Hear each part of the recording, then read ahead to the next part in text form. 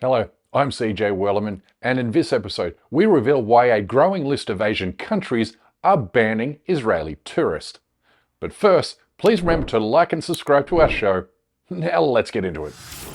Don't let the mainstream media fool you into believing the non-Muslim world supports the State of Israel, as it manufactures phony and fake solidarity for the world's most barbaric regime. The truth is, everyone now hates the Zionist state.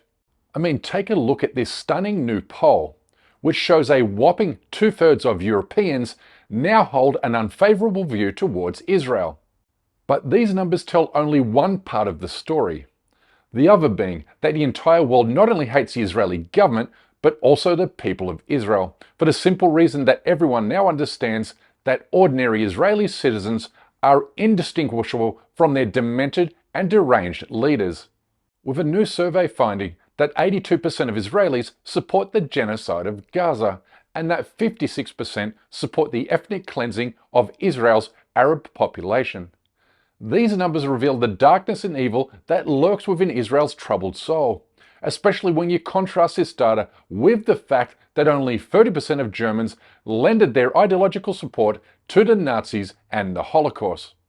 A stark difference to 80% of Israelis supporting the total extermination of every man, woman and child in Gaza, all 2 million of them. They even consider Palestinian babies to be their enemy. יותר מזה, כל ילד, כל תינוק בעזה הוא אויב. האויב הוא לא החמאס, והוא גם לא הזרוע הצבאית של החמאס, כמו שהפצ"רית שלנו מספרת לנו שאסור לנו לפגוע בחמאסניק, אלא אם כן הוא חלק מהזרוע הצבאית.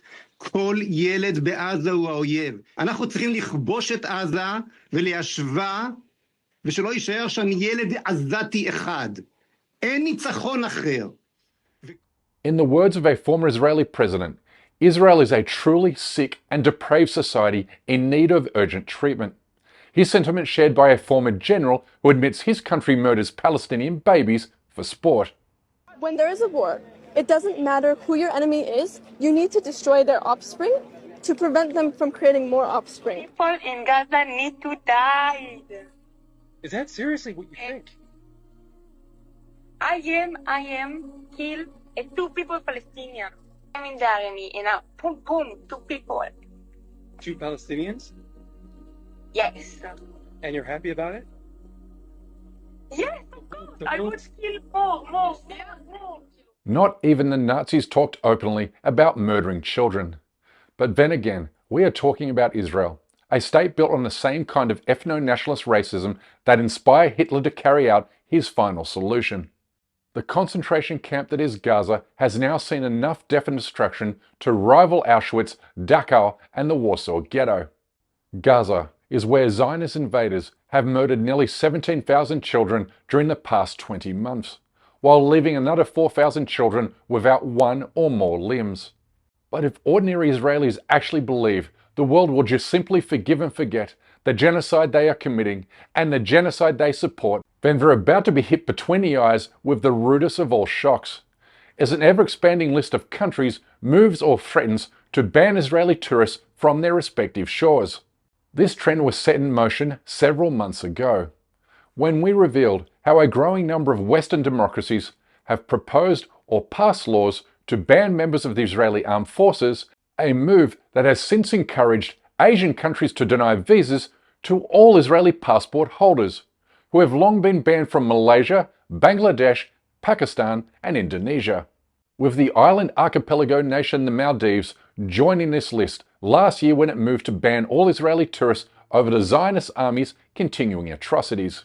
Yes, you read the headline correctly. The Maldives announced today that Israelis are now banned from entering the country because, quote, the continuing atrocities and ongoing acts of genocide committed by Israel against the Palestinian people. Today, a growing number of Asian countries are making moves to follow the example set by the Maldivian government. But not only to punish the state of Israel for committing genocide, but also to punish Israeli tourists who have become a growing menace and threat towards locals and other visitors. So much so that Thailand has launched an AI chatbot to address concerns of Israeli tourist conduct, with one Thai government spokesperson saying his country is fed up with Israeli troublemakers. Even Israeli newspapers are quoting Thai restaurant owners who claim large groups of Israeli tourists regularly order up table loads of food and booze before skipping out on paying the bill and running away into the night. A regular occurrence that has created a strong anti-Israel backlash among Thai business owners, who have started putting up posters around popular tourist towns which either accuse Israelis of taking a break from genocide to party in Thailand or advertise that Israelis are no longer welcome. This anti-Zionist campaign gathered momentum last month, when an Israeli tourist insulted Thai locals after refusing to remove her shoes before entering a local restaurant. Okay, thank you. That's You enough. are not welcome That's here. enough. That's enough. I'm sorry, but your money, but my money, okay, build your country. Oh, wow. Okay. Wait, Israeli tourist money goes towards building Thailand? Good grief, her people aren't even paying their restaurant bills, so give me a break. They behave like this on vacation, while their military is bombing and completely destroying every hospital and medical clinic in Gaza, while also her fellow travelers are raiding hospitals in Asia. That's right. 4 Israeli men were fined 3,000 baht each for causing a disturbance at Pai Hospital in Mae Hong Son. They attempted to enter the emergency room without permission while their injured friend was being treated. When denied entry, they became disruptive, forcing security to remove them. Police charged them under Section 397 of Thailand's criminal law. Hospital staff reported repeated disrespect, refusal to follow medical instructions, smoking in the hospital, and evading fees. Locals also expressed frustration over their behavior and alleging illegal work and unlicensed motorcycle use. Apparently, it's not the first time as well. There's been a lot of chaos being caused by Israelis down in that area. So, yeah. These genocidal monsters have not only overstayed their welcome in the Middle East, but also throughout Southeast Asia, including Sri Lanka, which has long been a favorite holiday destination for Israeli war criminals.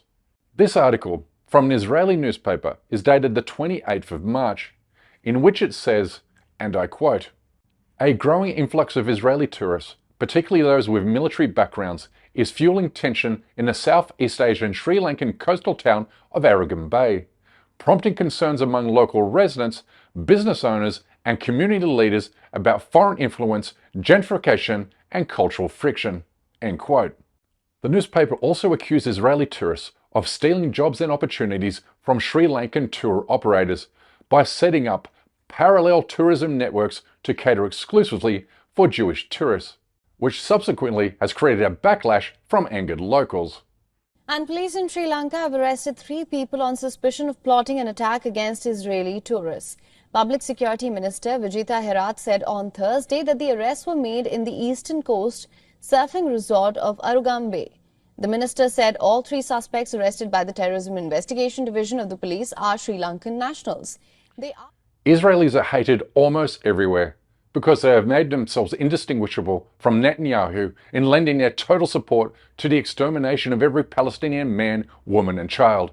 For this reason, hotel and restaurant owners in Asia and beyond are making it known that Israeli tourists are no longer welcome.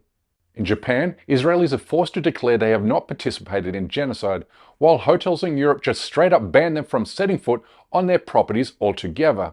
There's just no turning back for Zionists, certainly not when 82% support the worst genocide of the 21st century. The metaphorical cat is out of the bag. Because we now see these people clearly for who and what they are. Now watch a group of Israeli tourists verbally assault and threaten an Australian man in Thailand over his support for Palestine. Where are you from? Israel. I know. Viva Israel, you know? We love Palestine. I love Palestine. So chill. What? I'm sorry, what? Listen. First thing first, don't talk about my mom. That's one thing. Secondly, respect yourself. Fuck everyone in a market. Respect yourself. Fuck everyone. Go back, man. Go back. Take the vlog. Go back. We're eating something. Okay, he's eating. Time to sit. Sit down. Sit down, brother. Okay, take this off, man. Sit down, brother. Sit down. Okay. Talk to him. You talk to me. You talk to me, yeah? We don't talk to you. You talk to me. We want to This kind of atrocious behaviour has made Israelis the world's most unwanted tourists. Global media headlines tell a damning story, one of arrogance, racist supremacism, and violence.